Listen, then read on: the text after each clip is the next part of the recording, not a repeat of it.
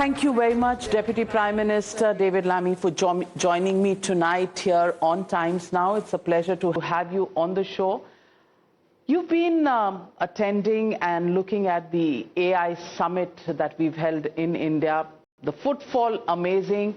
What is the sense that you take away from this entire summit, and what really stood out for you in this artificial intelligence summit? Well, I congratulate India for pulling off a very successful AI summit. This begins, of course, in the UK, when Rishi Sunak was Prime Minister, and at that stage, just 3 years ago, the emphasis was very much on safety, and since then we've seen safety institutes set up across much of the globe as people wrestle with these issues in relation to AI and how they do this and don't over-regulate. That's, of course, been a theme in India's summit, but I congratulate India for centering the global south, for centering how you catalyse the benefits of AI for everyone in society, not just the few and the elite at the top.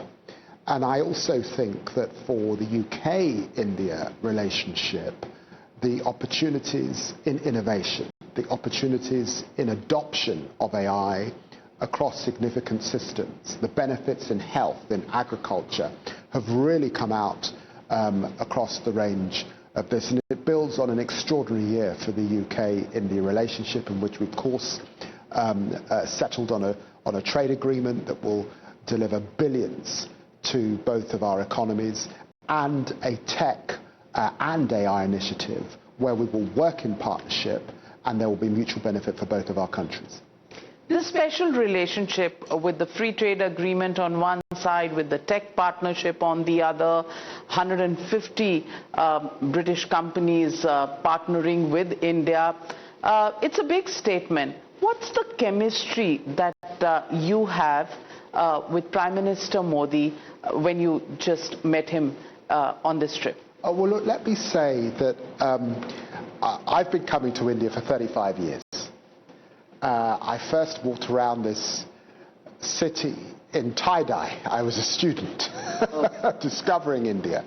And you probably know that my parents are from Guyana, and my mother's grandmother was from Calcutta. And so I've always had a relationship with India, and I'm very blessed. You know, I feel like I've been to India certainly more times, say, than I've been to Germany. That is the contact that I have had with this country. I come here as Deputy Prime Minister after this extraordinary year between our two countries, and I feel very blessed and privileged to have spent time with Prime Minister Modi, to have spent time with Foreign Secretary Jai Shankar, and really got into so many issues. And I think for the UK and India, when it comes to AI, these are two countries who understand the importance of science, academic excellence, and I'm pleased that we've got more universities now, 9 universities opening up campuses over here. We are countries that want to invest in R&D and work together.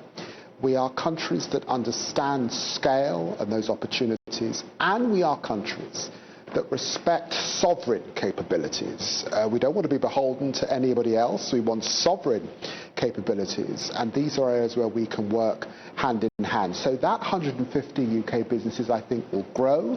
They're across about 250 Indian organisations, and of course we want the traffic in both directions, and of course we have powerful people-to-people links. In the end, business is based on culture, it's based on powerful people-to-people links, and I hope that for Indian businesses opening up in London, this is home from home.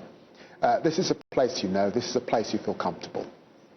You've seen the changes that India has seen over the last several decades. You said you've been here many times. What is it that strikes you most in terms of the changes and the strides for the better or worse that India has made? Well, India has some of the most dynamic youth in the globe. I have the privilege of traveling everywhere all over the world, and India's youth and the intellectual clout of those young people is considerable. Wherever the Indian diaspora is, and you sense that if you have the privilege of going into an Indian school.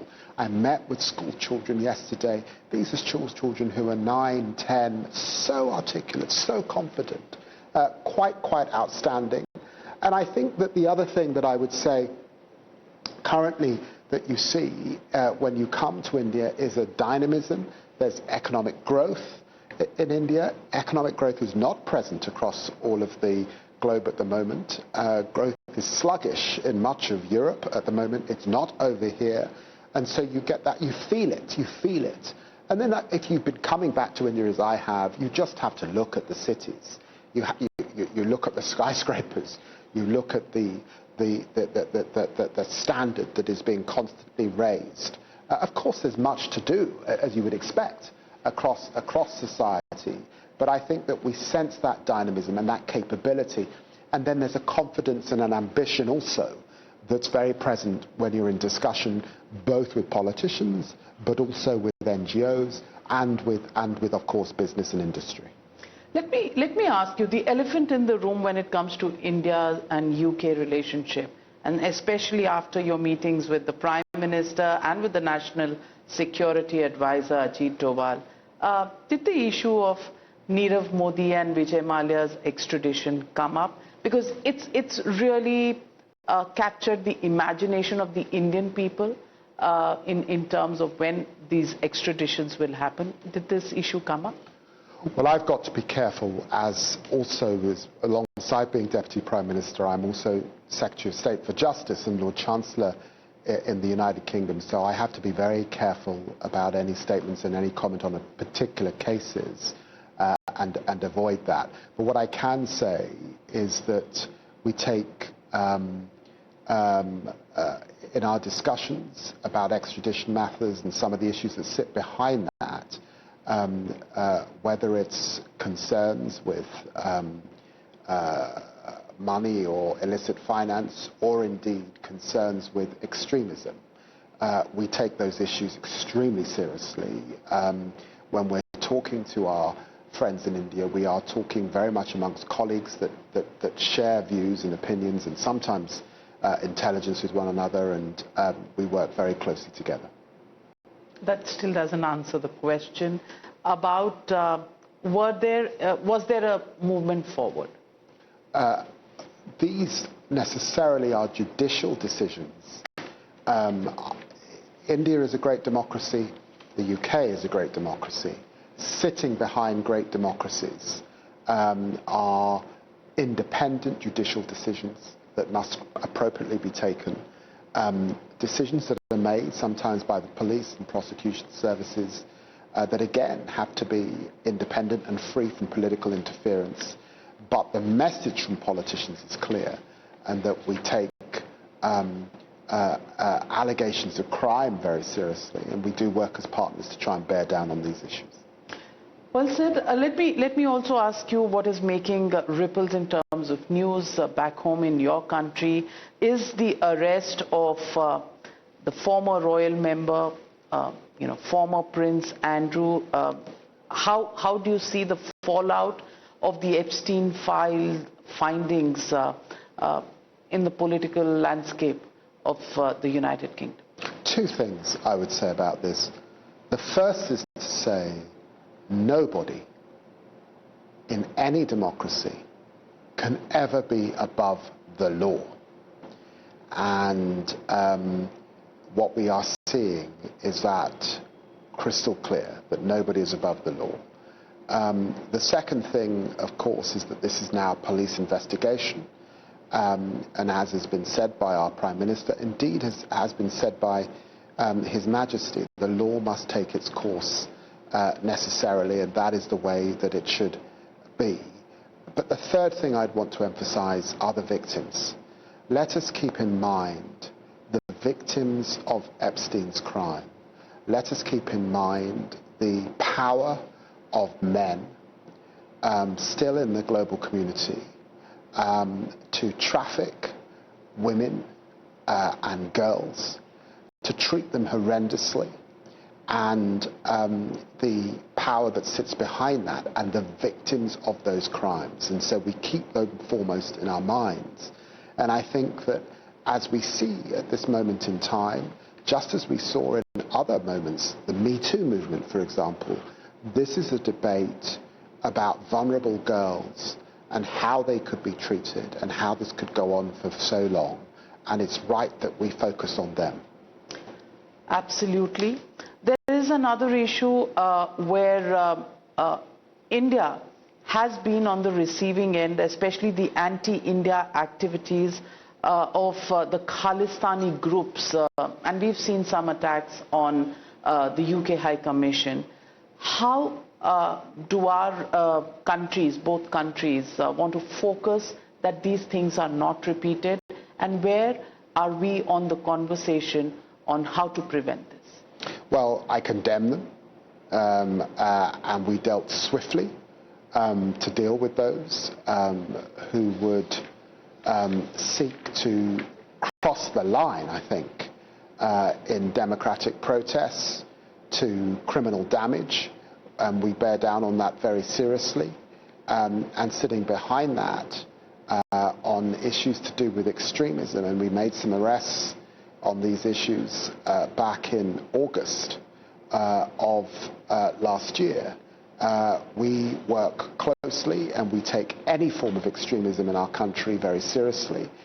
And look, let me just say that the UK system has, with our partners, some of the best intelligence capability in the world. We are very aware of the nefarious behavior of some who would seek to cause us and our friends harm. And we will bear down on it and take it very seriously indeed. And of course these are issues, as you'd expect, that I have discussed with Indian counterparts. My last question, Deputy Prime Minister, is that both UK and India have suffered and been the victims of terrorism. You stood with India during Operation Sindoor. Do you believe India has the right to defend itself against cross-border terrorism? Oh, look, I recognize that we have seen catastrophic loss of life in India. We have seen over many years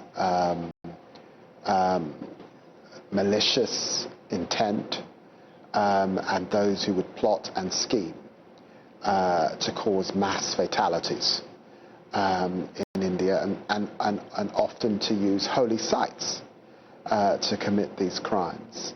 And we support all of our friends as they seek to bear down on those elements that exist within and outside of society. We face this down.